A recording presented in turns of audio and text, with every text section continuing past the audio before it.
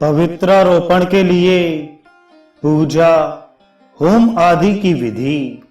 अग्निदेव कहते हैं, मुनीश्वर मंत्र का उच्चारण करते हुए साधक याग मंडप में प्रवेश करे और सजावट से यज्ञ के स्थान की शोभा बढ़ाए। वेदों तथा ब्राह्मणों के हितकारी देवता अव्य आत्मा भगवान श्रीधर को नमस्कार है। ऋग्वेद, यजुर्वेद तथा सामवेद आपके स्वरूप हैं। शब्द मात्र आपके शरीर हैं। आप भगवान विष्णु को नमस्कार है। सायंकाल सर्वतोभद्र आदि मंडल की रचना करके यजन पूजन संबंधी द्रव्यों का संग्रह करे। हाथ पैर धो ले। सब सामग्री को यथा स्थान जांचकर हाथ में अर्घ लेकर मनुष्य उसके जल से अपने मस्तक को सींचे। फिर द्वार देश आदि में भी जल छिड़के। तदनंतर द्वारस्थ देवताओं का पूजन आरंभ करे। पहले तोरणेश्वरों की भली भांति पूजा करे। पूर्वादि दिशाओं के क्रम से अश्वत्थ, उदुम्बर, वट तथा पाकर ये वृक्ष पूजनीय हैं। इनके सिवा पूर्व दिशा में ऋग्वेद, इंद्र तथा शोभन की, दक्षिण में यजुर्वेद, यम तथा सुभद्र की, पश्चिम में सामवेद, वरुण तथा सुधनवा की और उत्तर में अथर्ववेद, सोम एवं सोहोत्र की अर्चना करे। तोरण के भीतर पताकाएं फहराई जाएं। दो दो कलश स्थापित हों और कुमुद आदि दिग्गजों का पूजन हो। प्रत्येक दरवाजे पर दो दो द्वारपालों की उनके नाम मंत्र से ही पूजा की जाए। पूर्व दिशा में पूर्ण और पुष्कर का, दक्षिण दिशा में आनंद और नंदन का, पश्चिम में वीरसेन और सुषेण का तथा उत्तर दिशा में संभव और प्रभव नामक द्वारपालों का पूजन करना चाहिए। अस्त्र मंत्र फट के उच्चारण पूर्वक फूल बिखेर कर विघ्नों का अपसारण करने के पश्चात मंडप के भीतर प्रवेश करे। भूत शुद्धि, न्यास और मुद्रा करके शिखा के अंत में फट जोड़कर उसका जप करते हुए संपूर्ण दिशाओं में सरसों छीटे। इसके बाद वास्तव मंत्र से गोमूत्र, संकर्षण मंत्र से गोमय, प्रद्युम्न मंत्र से गोदुग्ध, अनिरुद्ध मंत्र से दही और नारायण मंत्र से घृत लेकर सबको घृत पात्र में एकत्र करे। अन्य वस्तुओं का भाग घी से अधिक होना चाहिए। इन सबके मिलने से जो वस्तु तैयार होती है उसे पंचगव्य कहा गया है। पंचगव्य 1, 2 या 3 बार अलग अलग बनावे। इनमें से एक तो मंडप तथा वहां की वस्तुओं का प्रोक्षण करने के लिए है, दूसरा प्राशन के लिए और तीसरा स्नान के उपयोग में आता है। 10 कलशों की स्थापना करके उनमें इंद्र आदि लोकपालों की पूजा करे। पूजन करके उन्हें श्री हरि की आज्ञा सुनाए। लोकपाल गण आपको इस यज्ञ की रक्षा के लिए श्री हरि की आज्ञा से यहाँ सदा स्थित रहना चाहिए। याग द्रव्य आदि की रक्षा की व्यवस्था करके विघ्न निवारण के लिए सब ओर छींटे जाने वाले सर्षप आदि द्रव्यों को बिखेरे। 7 बार अस्त्र संबंधी मूल मंत्र अस्त्राय फट का जप करते हुए ही उक्त वस्तुओं को सब ओर बिखेरना चाहिए। फिर उसी तरह अस्त्र मंत्र का जप करके कुश कूर्च ले आवे। उन्हें ईशान कोण में रखकर उन्हीं के ऊपर कलश और वर्धनी को स्थापित करे। कलश में श्री हरि का सांग पूजन करके वर्धनी में अस्त्र की अर्चना करे। वर्धनी की छिन्न धारा से याग मंडप को प्रदक्षिणा क्रम से सींचते हुए कलश को उसके उपयुक्त स्थान पर ले जाए और स्थिर स्थान पर स्थापित करके उसकी पूजा करे।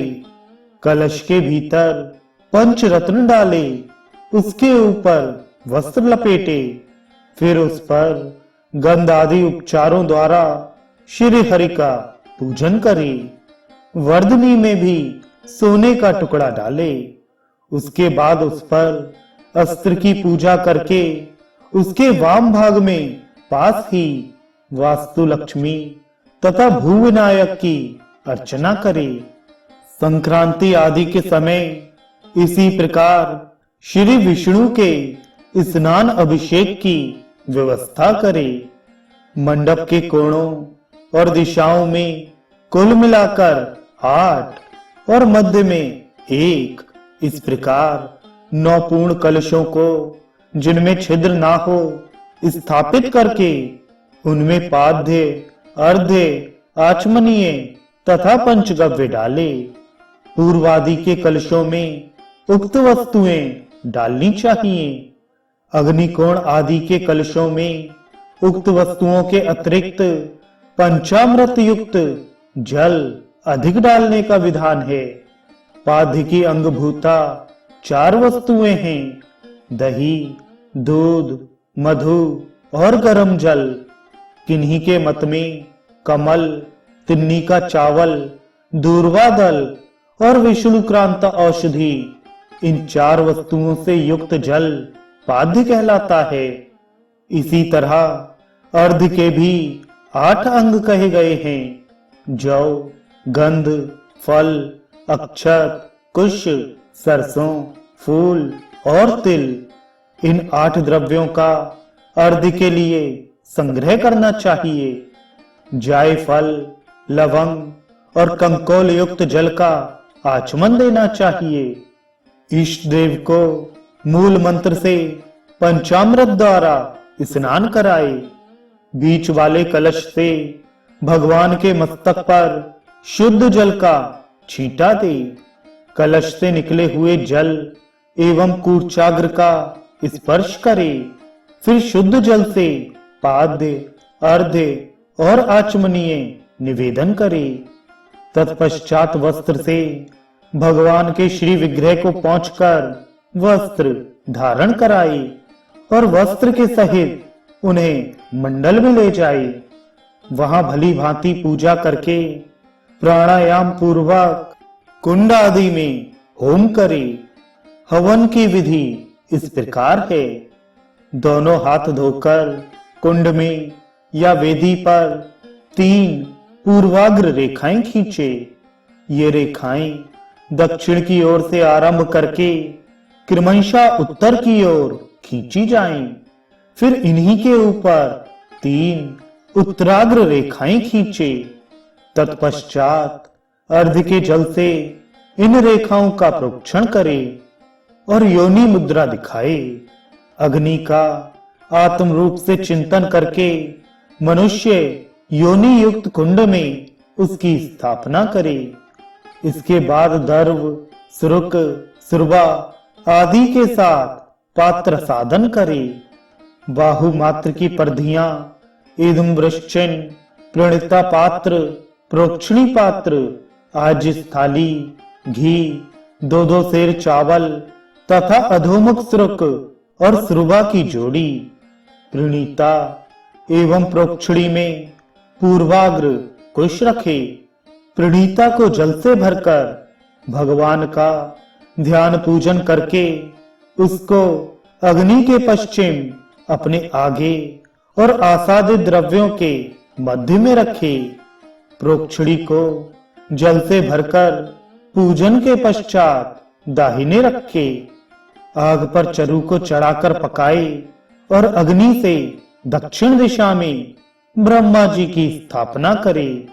कुंड या वेदी के चारों ओर पूर्वादि दिशाओं में कुश बिछाकर पर्दियों को स्थापित करे।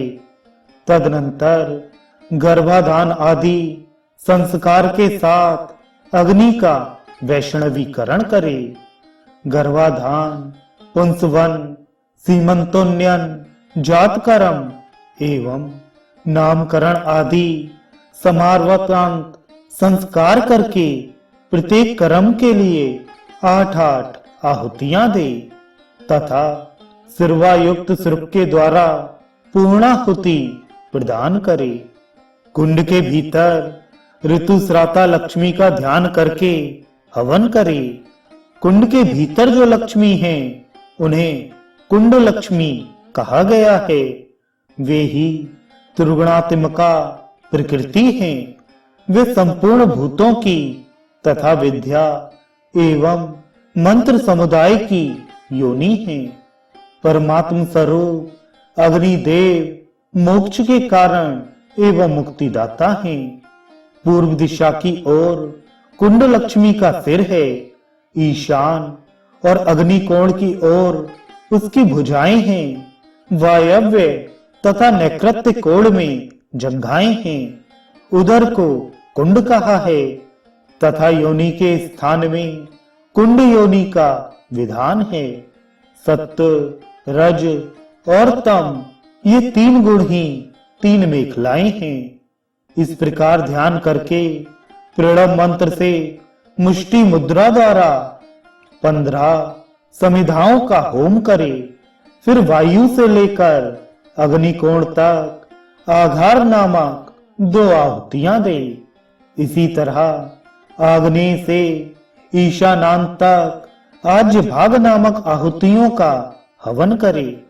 आज इस थाली में से उत्तर, दक्षिण और मध्य भाग से घृत लेकर द्वादशांत से अर्थात मूल को 12 बार जप कर अग्नि में भी उन्हीं दिशाओं में उसकी आहुति दे और वहीं उसका त्याग करे।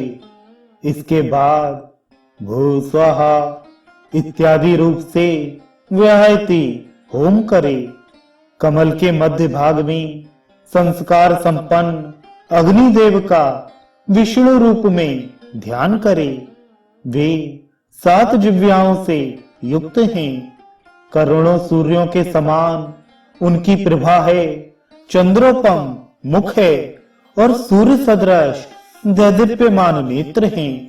इस तरह ध्यान करके उनके लिए 108 आहुतियां दे अथवा मूल मंत्र से उसकी आधी एवं 8 आहुतियां दे। अंगों के लिए भी 10-10 आहुतियां दे।